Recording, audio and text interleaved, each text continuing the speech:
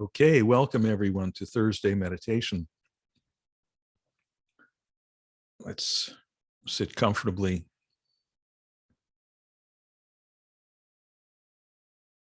Actually, let's sit uncomfortably. Find a way to sit uncomfortably and then sit comfortably. Now find another way to sit uncomfortably. Okay, and now sit comfortably. Now, what's the same whether you're sitting comfortably or uncomfortably? Right? Here we're aware of the sensations of comfortable sitting. Oh, this is nice. All right? We're aware of it. I am aware of that. Now I am aware of sitting uncomfortably. The sensations are different, but the I that's aware of the sensations is exactly the same. Check that out. Find out if it's true or if I'm just, making shit up. Okay, check it out. Try a little more being comfortable and uncomfortable, and see if there's that thread of silent witnessing. That is it someone? Is there someone that experiences the comfortable feeling and someone else that experiences the uncomfortable feeling? Right? No, it's one and the same. If that continuity. Now that continuity, that thing that's continuous, see if it has a color.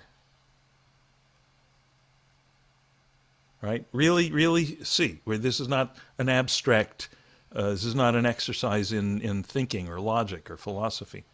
See if you can find a color to that which witnesses the comfortable and uncomfortable feeling. See if you can find a size or a shape to it. See if you can find a location to it.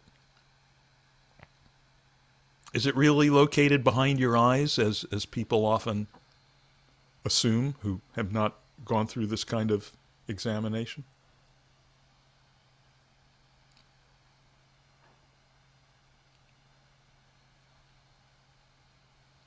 I want to get clear on that one. Does anyone think maybe seems like, yeah, I think it's behind my eyes? Don't be shy. No, it isn't, is it? That's just a convention.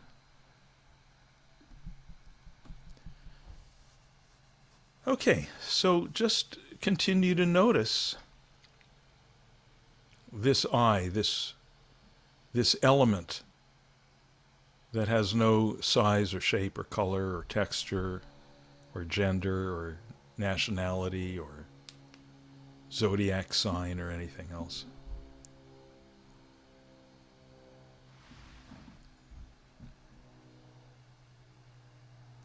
And since it's the one thing that doesn't change, it's always available, let's rest in this. With your eyes open or closed.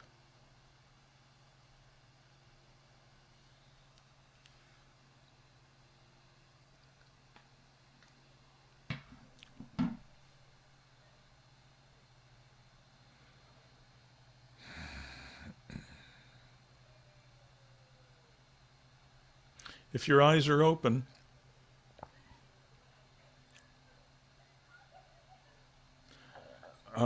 let your gaze be soft.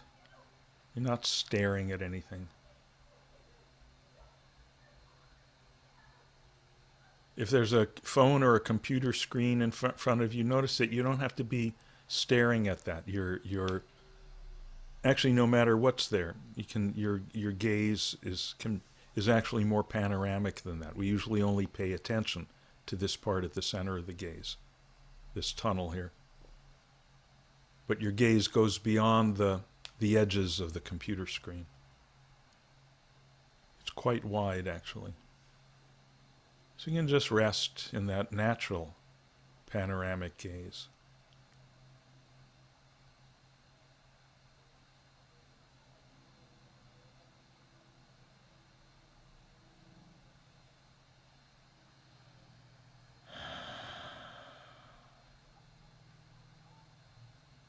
Not that we're emphasizing the sense of sight or paying more attention to it than anything else. We're just squaring that away because having your eyes opened is maybe new for some people. It's like anything else. We don't put earplugs in our ears to sit and be. We don't rub Novocaine on our skin. Why should we have to close our eyes?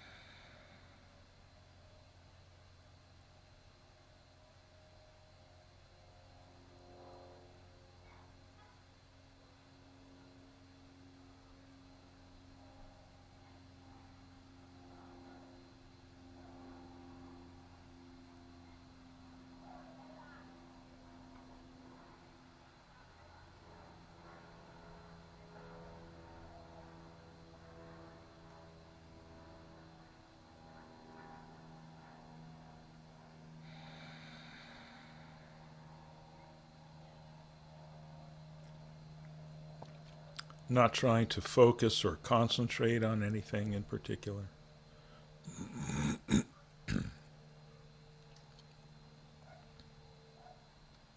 Not looking for any special experience. Not waiting for anything to happen. As my teacher Charles said, what are you waiting for? We're here now. This is it. This awareness, this moment, however it is.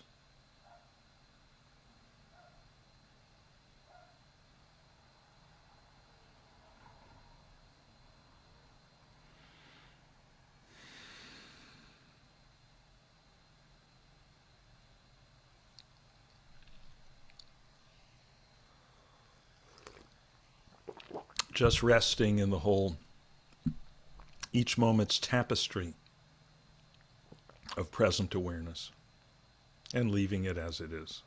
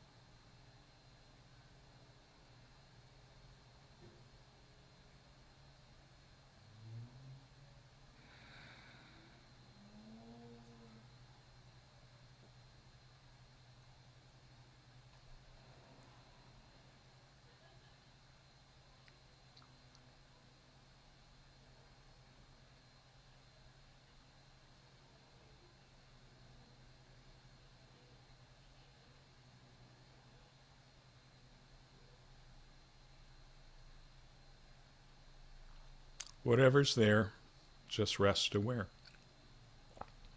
That's simple.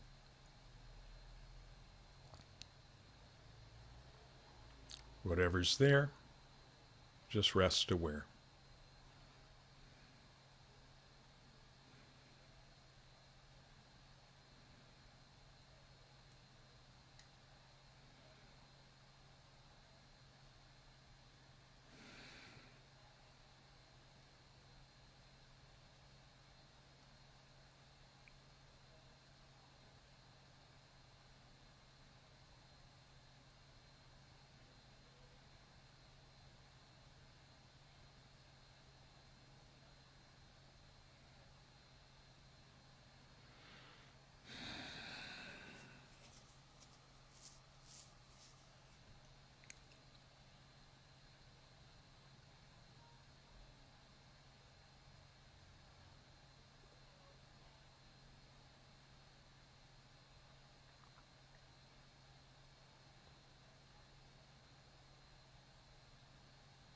Resting in the unchanging I.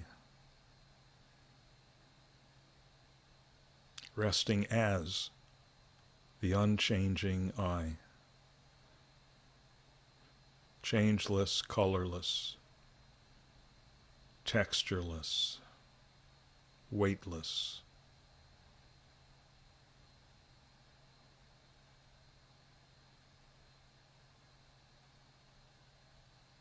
Problem-free.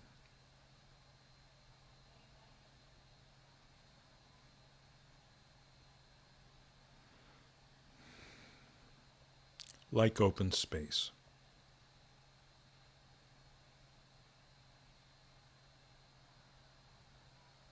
And within which all the other experiences, all the changing phenomena come and go.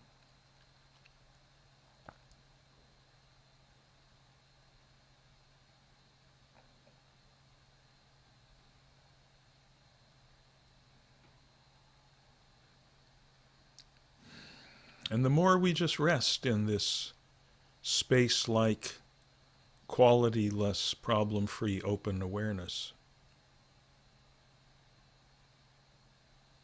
as the phenomena come and go within it, the thoughts, the feelings, the sounds, the sensations, the more we might start to notice that they're made of the same thing, the same thingless thing.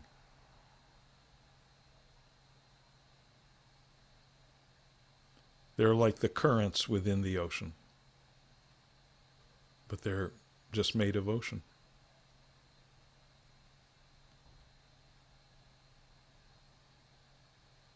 There's nothing here but being.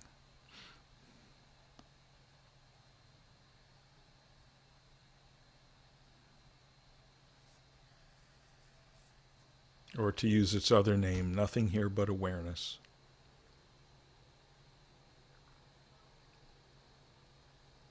And this awareness sometimes arises as hearing, or thinking, or sensing. But it all happens within this being, right here. Right here.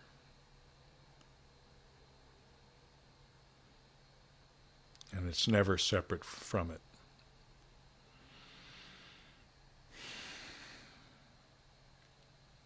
Rest in that non-separateness.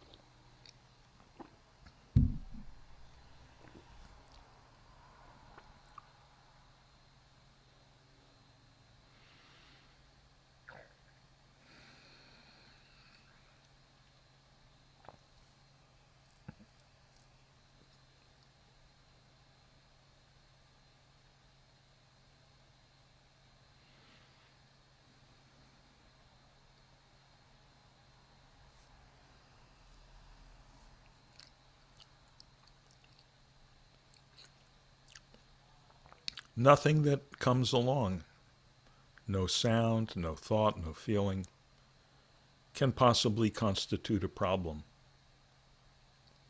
can possibly be a challenge or obstruction to this beingness, because it's part of the beingness, the awareness.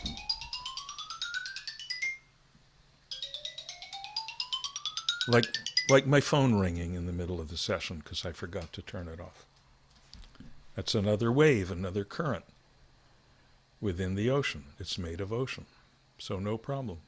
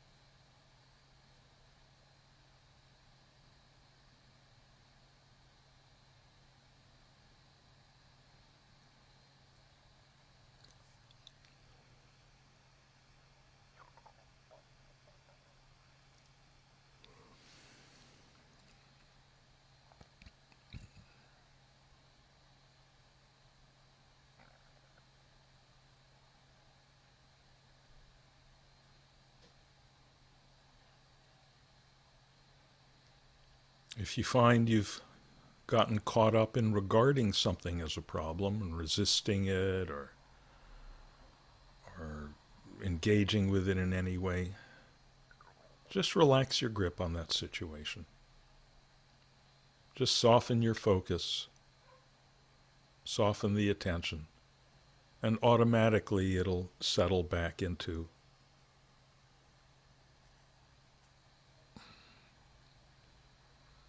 this focusless beingness.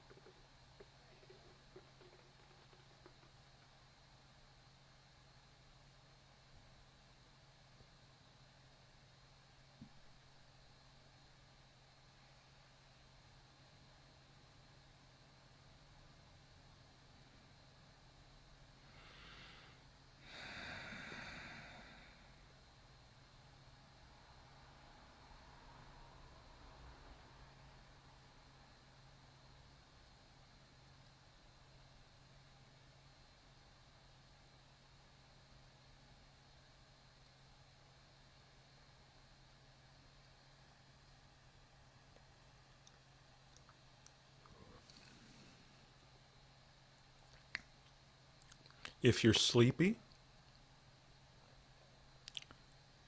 please notice that sleepiness, what does sleepiness consist of? It's a set of sensations.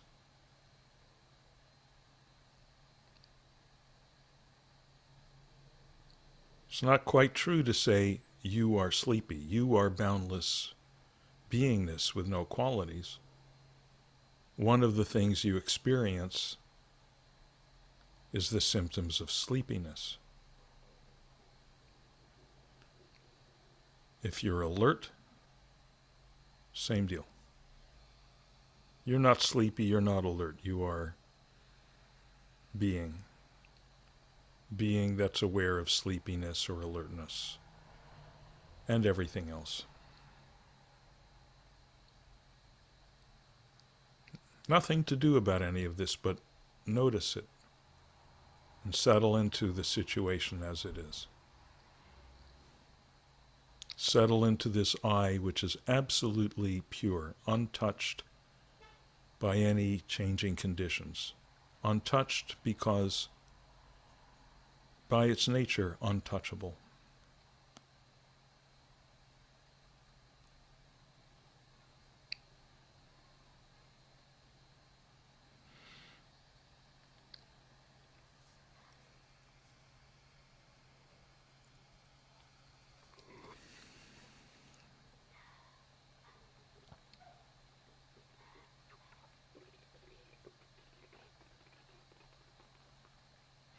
And sometime later, when you're angry or you're sad, it also won't be true that you are angry or sad.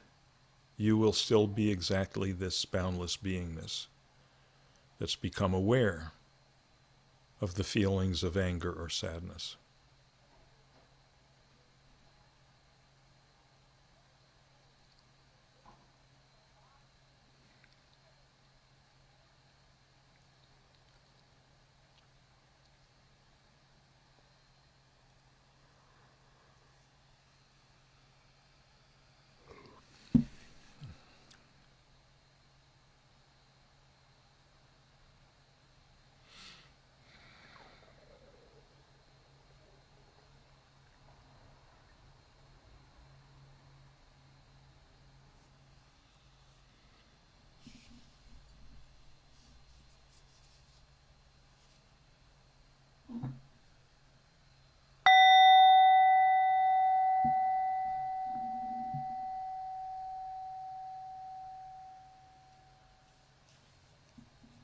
So if your eyes are closed, take a few minutes before opening them. If they're open, you might actually want to close them for a couple of minutes.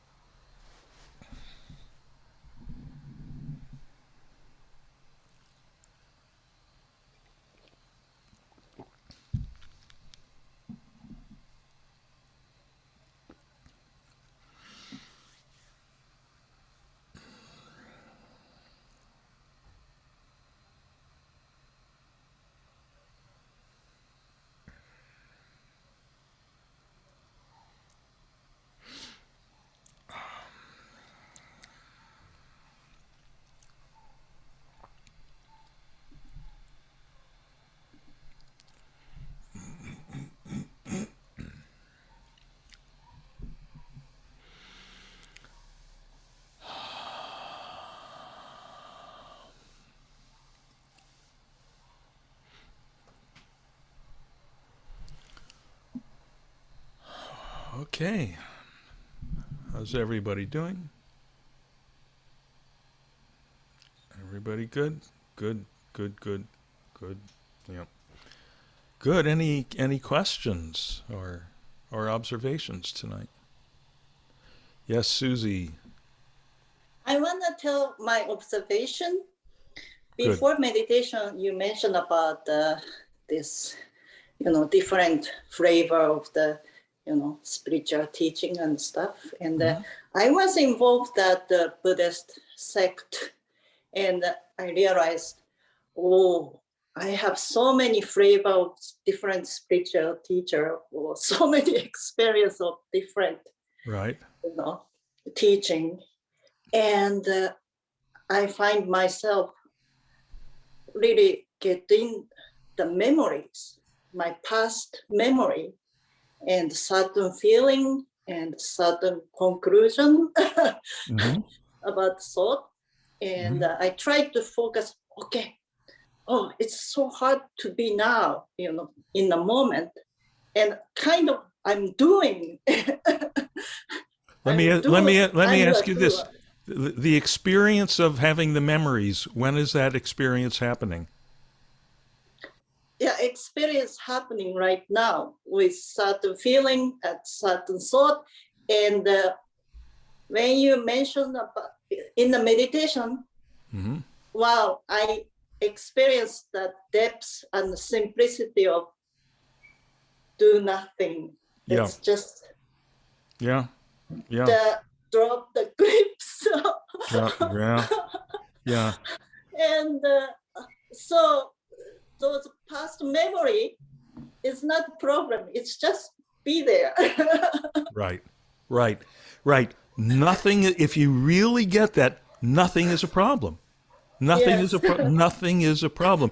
And we can get that clear in meditation that because everything is just part of the beingness, everything is just different arisings within the beingness. Mm. You know, when we first see stuff, we think, oh, it's something outside, some obstruction. Then it gets clearer as we continue to practice. These are arisings within the beingness. They don't disturb it.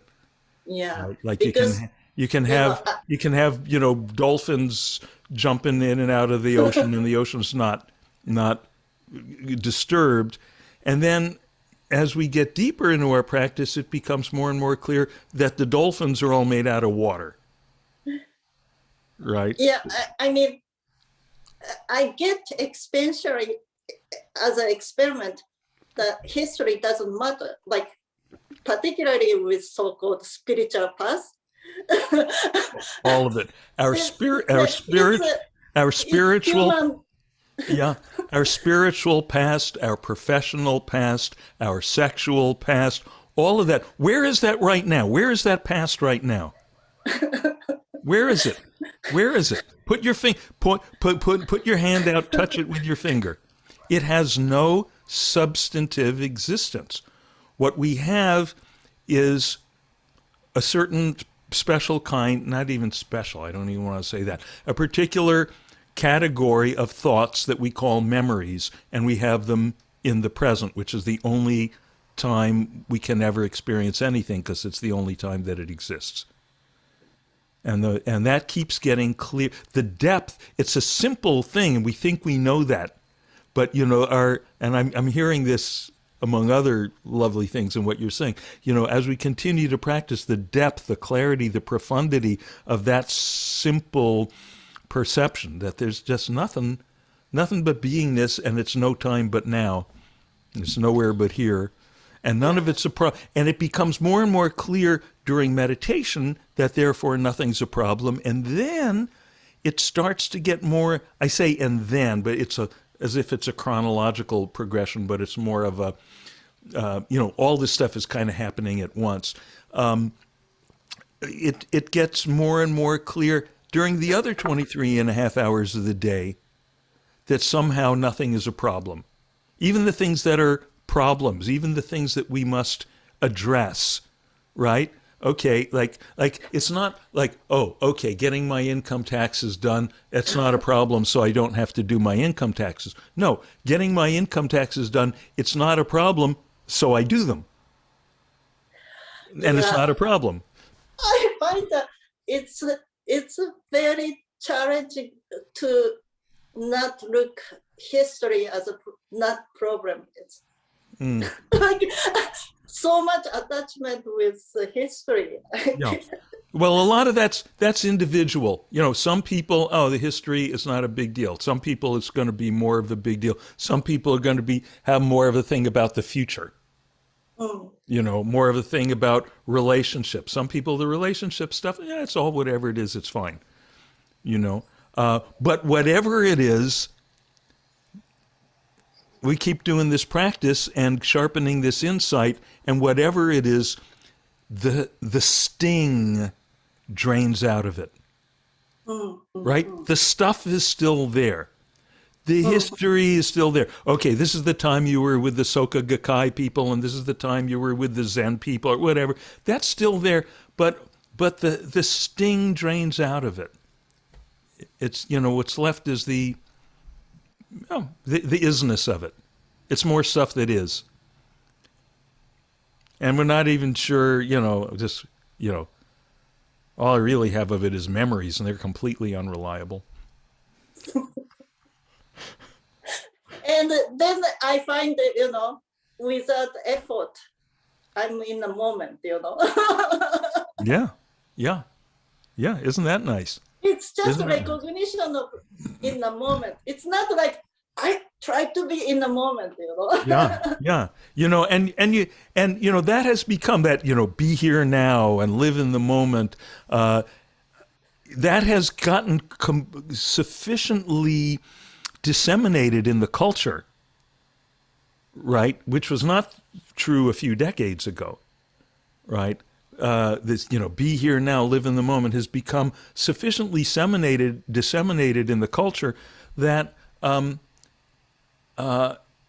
you know, a lot of people, maybe in America, maybe most people, I don't know, most people probably that we know have some sense of, oh yeah, that's what I should be, you know, but they have a sense of it often as an effort. Okay, I got to be here now, right, right, and that's okay too. That's a start. They're going in the right direction, and then, you know, and then to find out the ease of that, the ease of being in the now, because there ain't no place else to be, you know, is just that's lovely.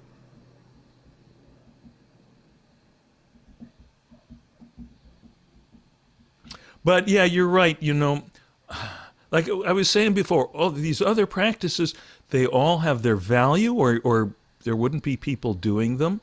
It's, I mean, I love the stuff. I love, you know, I mean, you see, I got a whole altar full of tchotchkes over here. I love them. I love chanting the mantras. I love all that stuff. But it's just really important to have the perspective. I think if you really want clarity, that's all optional. That those are all the elective courses, right? That because, the because I involved in the Christianity, Buddhism, and different teacher. It's like yeah, bunch yeah, of history of so-called spiritual paths. right. But you know what?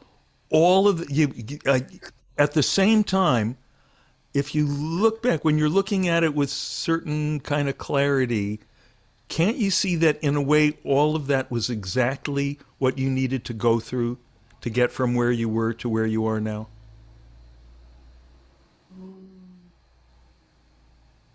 You know, I I mean, don't get it quite.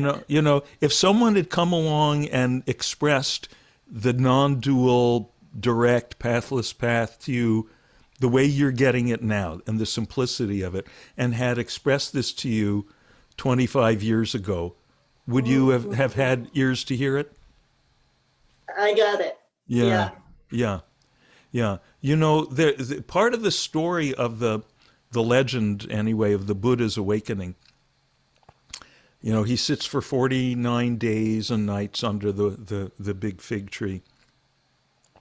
And, you know, he goes through all this stuff. And toward the end, supposedly, before he reached his final nirvana, Supposedly, he had the vision, he had the experience of all his previous lifetimes. And I understand that to mean he saw the big picture of how they all got him to that spot.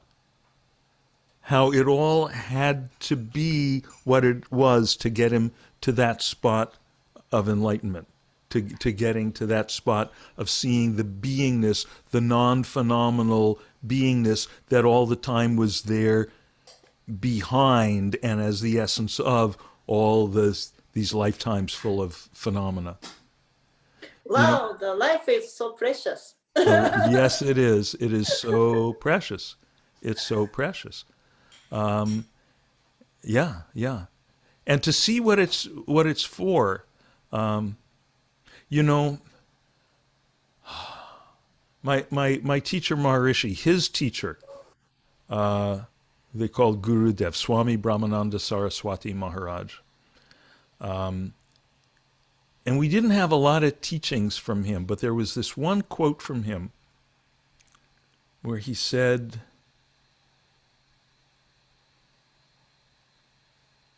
something along the lines of, if you're given a human lifetime and that has the opportunity to awaken to the infinite, and you have that lifetime and you don't take advantage of that, he says it's like you've sold a precious diamond for a handful of spinach. You know? Yep. Good. Thank you. I love hearing your report, Susie. That's great. Good. What else?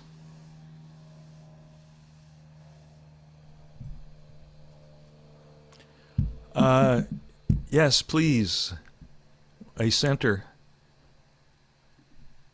I think another popularized line is the everything happens for a reason. You know, all of my friends, all my millennials are all like, you know, saying that. And I sort of look at it and I've tried to think about how to say everything happens because it happens. And I'm like, no, that's too, I wonder what your take is on the other way to look at it. That's a great question. Yeah, you're right. That's become one of the spiritual cliches. And you know, this stuff becomes popular again for a good reason. It makes people feel better, right? Feel better about what's happening. I have this one dear friend, Jamie Rye. She used to own this yoga studio out in Omaha. She used to bring me out to Omaha to teach meditation to her teacher training people once a year, but she's not there anymore. And she had a thing about, she was so annoyed by hearing people say that. She sent me this card once that she found somewhere, and it said, everything happens for a reason. And you open it up and it says, and sometimes the reason is you're stupid and you make stupid choices.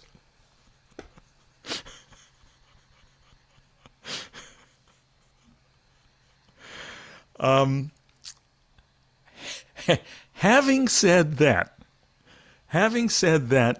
I would say this. I think there's an element of truth in what people are seeing there. It's sort of imprecisely expressed, right?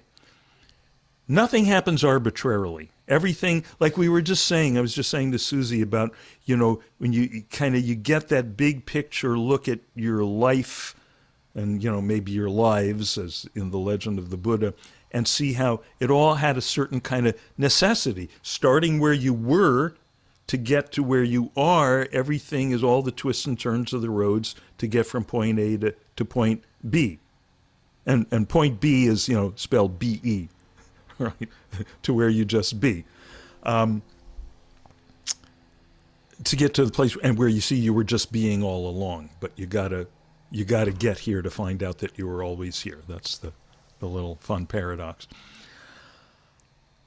So there is this perception implied by that saying that everything that happens is a part of that progression that we're going toward. People who say that, they may not have a clear insight into, enlightenment, the perception of the non-duality, but that some kind of feeling of we're going towards some okayness, some ultimate right? That's inherent. Everyone's got that intuition. And that somehow everything that nothing that happens is ultimately inimical to that. Nothing that happens is an accident. None of it's all features, not bugs. In a sense, okay.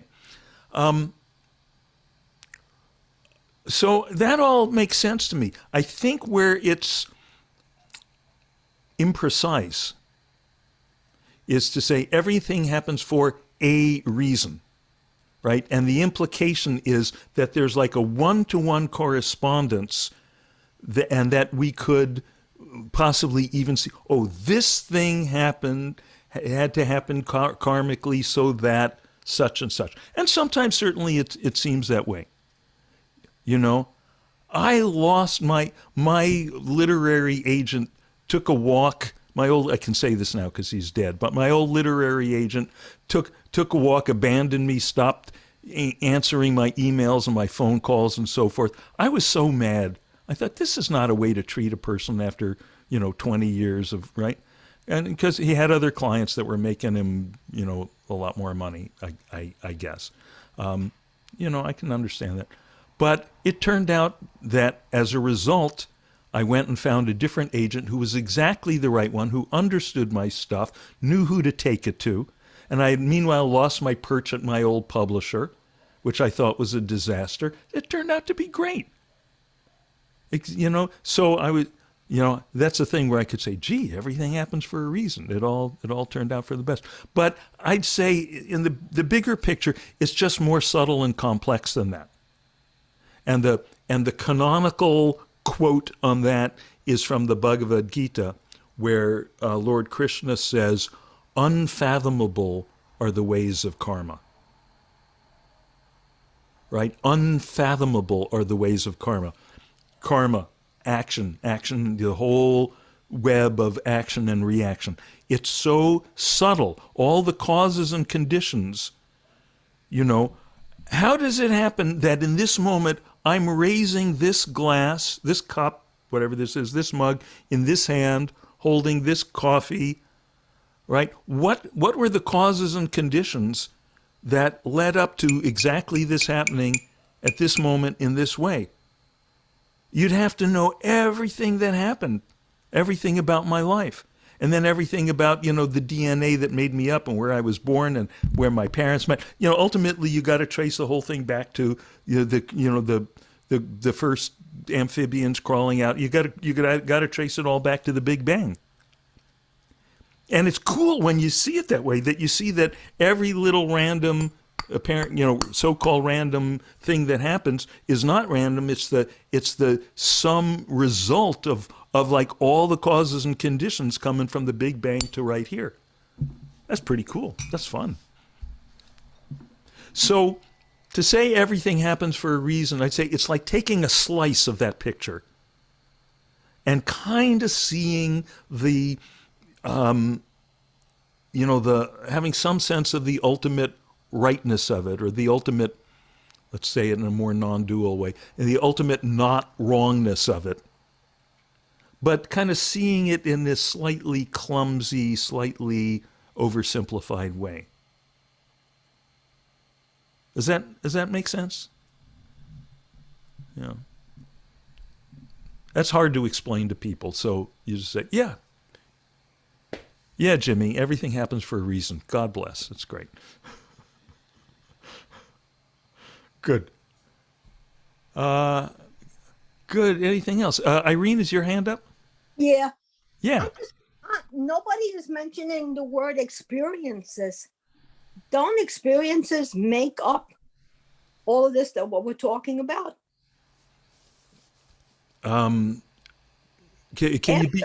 Yeah, go ahead. Well, okay, example. After my accident when I was 21, Mm-hmm. okay, almost died, I sat down and I thought, well, this happened because of this. I met that person because of this person. And then I met another person because of this person. And henceforth, I went on a blind date to go against the other person.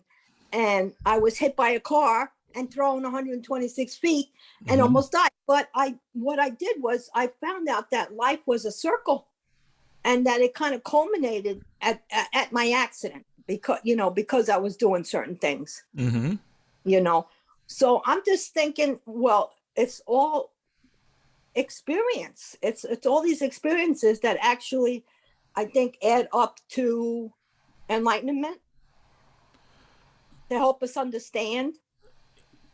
Yeah, I would say that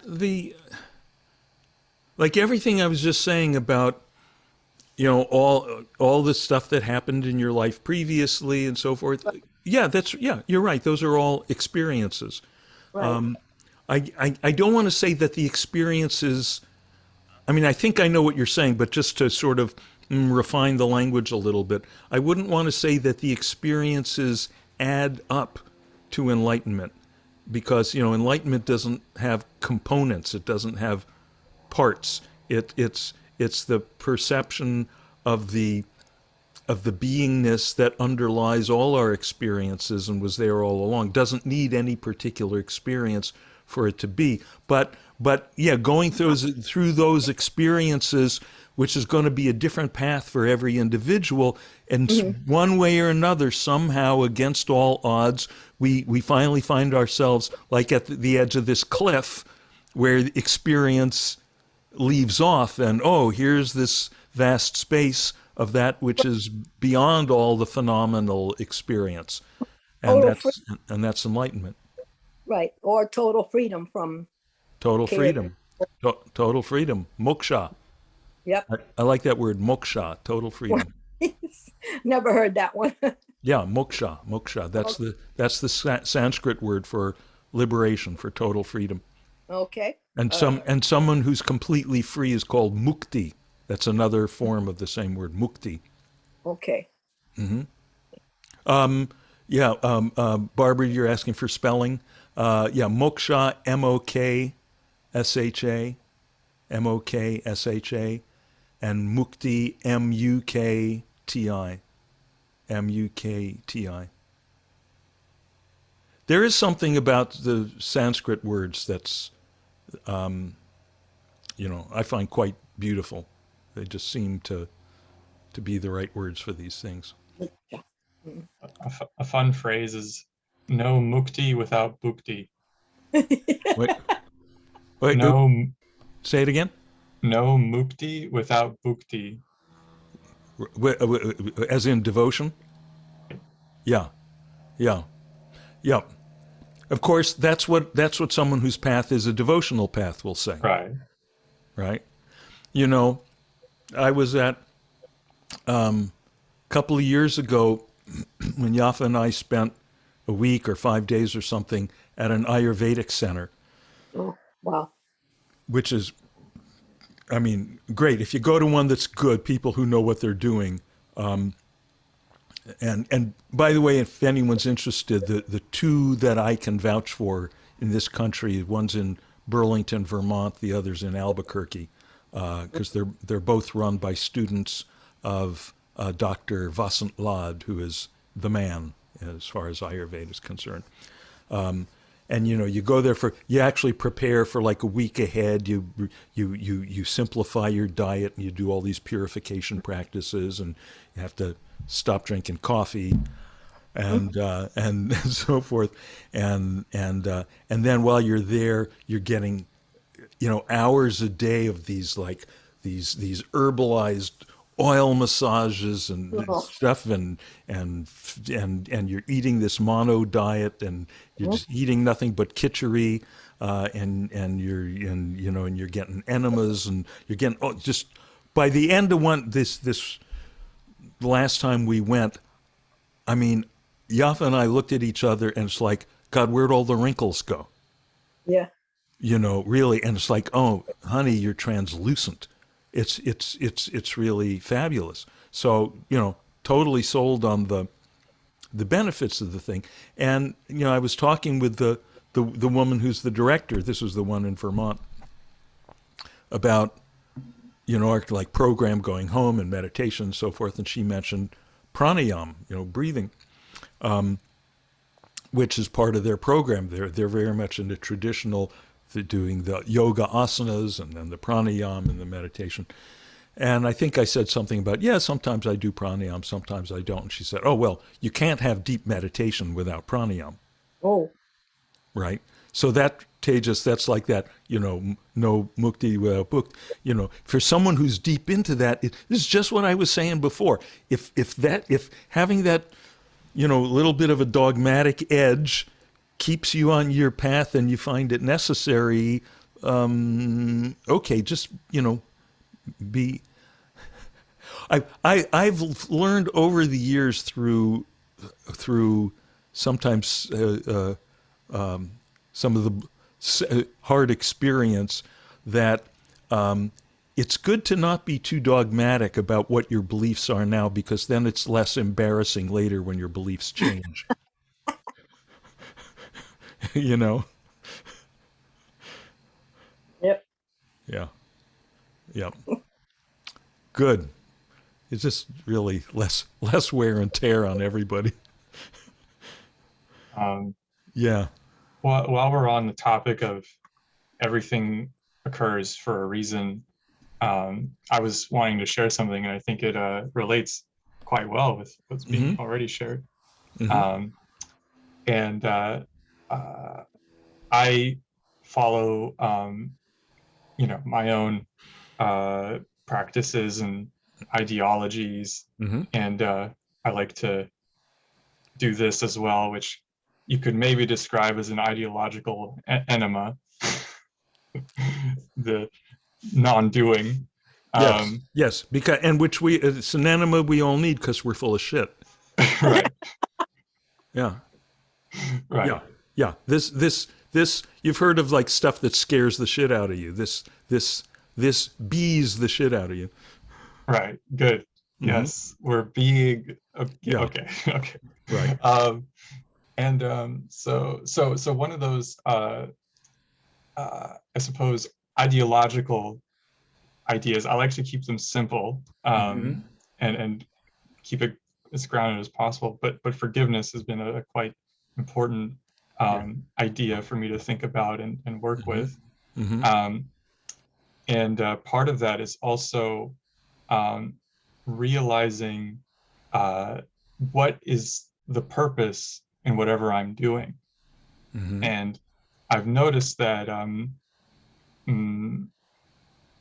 even things I think I know the purpose of what I'm doing them for, I don't know, and I'm quite probably doing them for a different purpose. And so how does this relate to everything for a reason?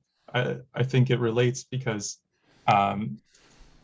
it's not everything happens for a reason, but we should be asking, for what reason are we doing this? If something occurs and we're reacting to it, taking a step back, and, you know, I think everything happens for a reason is a fine phrase, and it can be helpful. But I'm realizing more and more that everything can happen for the reason that is necessary for me, if I allow it, if I Yeah, I think you see what I'm trying to say? Yeah, well, I want to go back half a minute, because I think Okay. what I'm picking up of importance here is what you're saying about you know, inquiring, why am I doing X, Y, or Z? Just some greater awareness, some being tuned more into to you know, what are the causes, the impulses that lead to a given action. It seems to me this is one of these things that can be extremely useful to certain people at certain times, and it might even seem like, oh man, this is like a front burner thing for me at this time. and it might well be that can be great, but it depends. I mean, particularly if you've got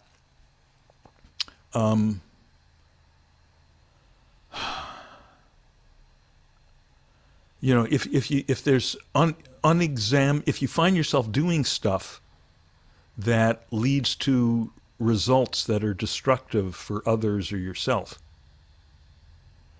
if they lead to results that are positive and life affirming, then maybe leave it alone. It's fine. We don't need any further reason except that, oh, this is a good thing to do, right?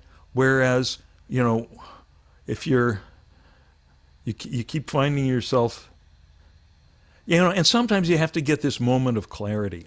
I had a moment. This is getting back to San Francisco in 1966 again. This is before I dropped out of college. I'm in my freshman year at San Francisco State.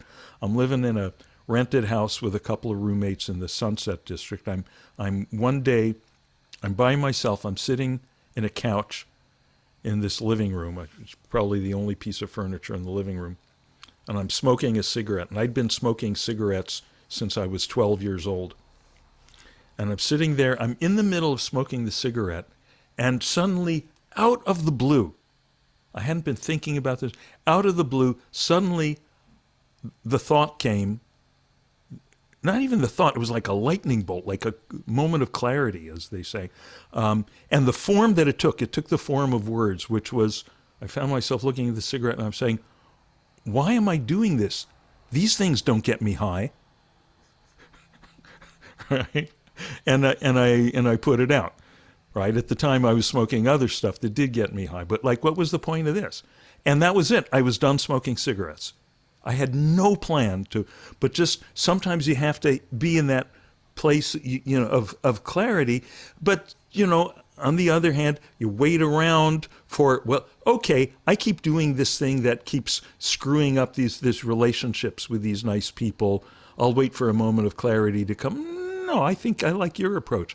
Do some inquiry into it. Maybe you realize, oh, because I'm carrying around this grudge or this misapprehension, or I'm still, I'm still reacting to that mean third grade teacher I had, even though I'm not in the third grade. So I keep, casting my parents or my bosses or all that as the third grade teacher. And you see that, and then that can be very liberative. That can have a lot of moksha to it.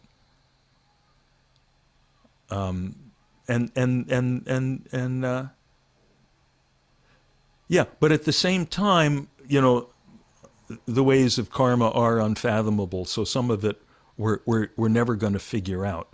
But fortunately, this practice of sitting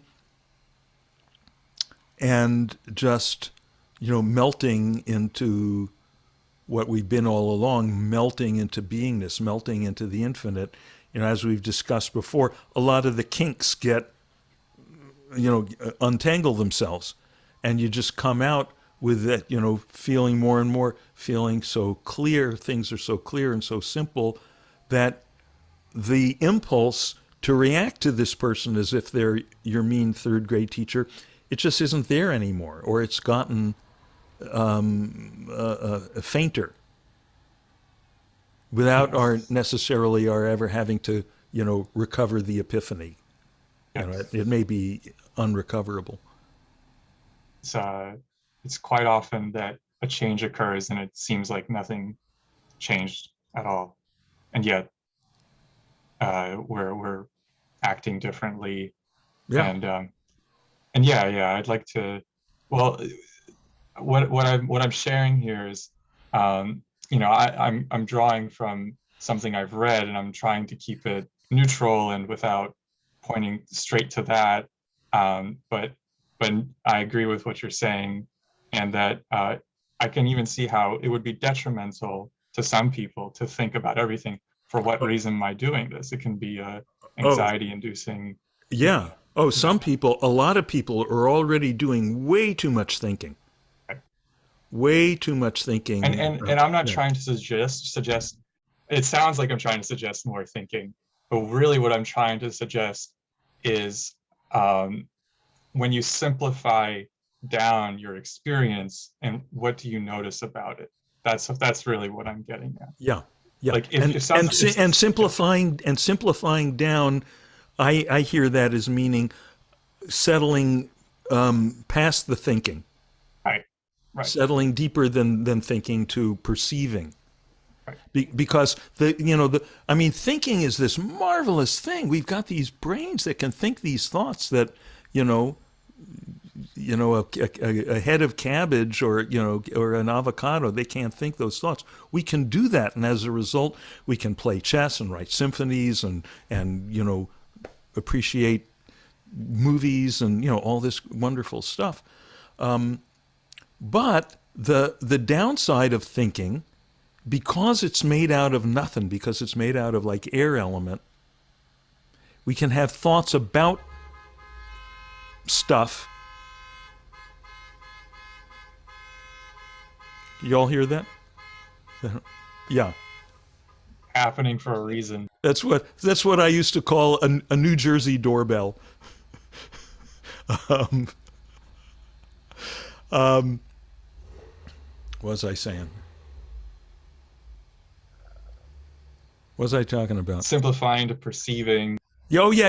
And the thing about thoughts, the downside of thoughts, because they're insubstantial, is you can think any bullshit you want. Right? Yeah. I mean, we see this in politics. I don't want to, name names or get specific or all that. But we see people who they can see, okay, here's a big event that happens on television. Right? Here's a big event. A whole bunch of people, they go and they storm into a building and they try to do X, and then you can get a whole bunch of people go, no, that's not what happened. It was not X, it was Y. Right?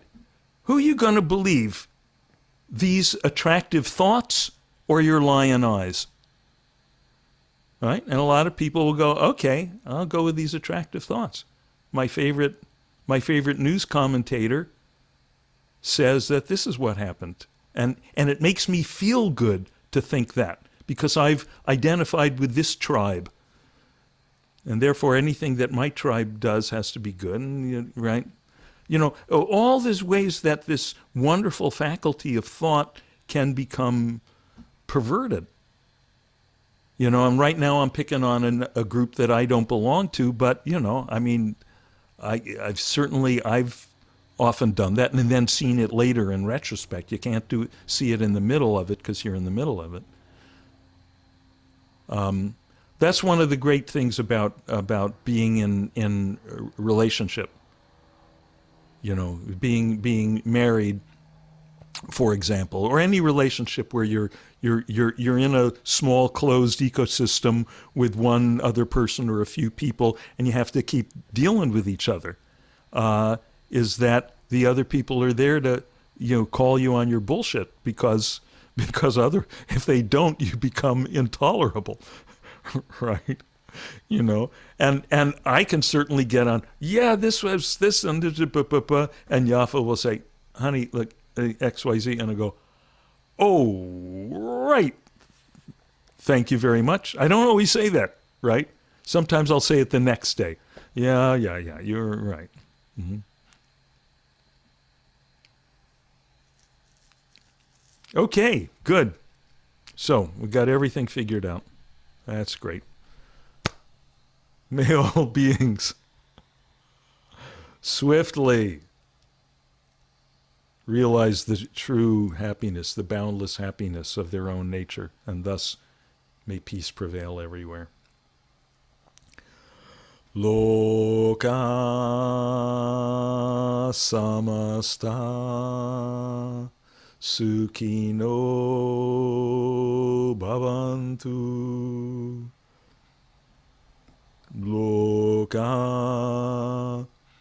samasta sukhino bhavantu. Loka samasta sukhino bhavantu.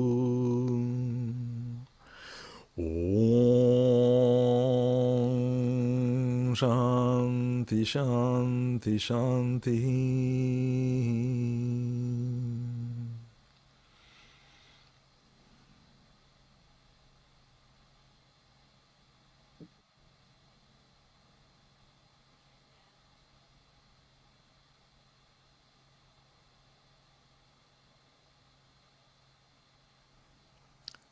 Thank you, everyone. Thanks, Dean. Thanks so much. Have Au fun. revoir. Au revoir. Au revoir. Au revoir. Auf Wiedersehen. Shalom. A bientôt. Aloha. Enjoy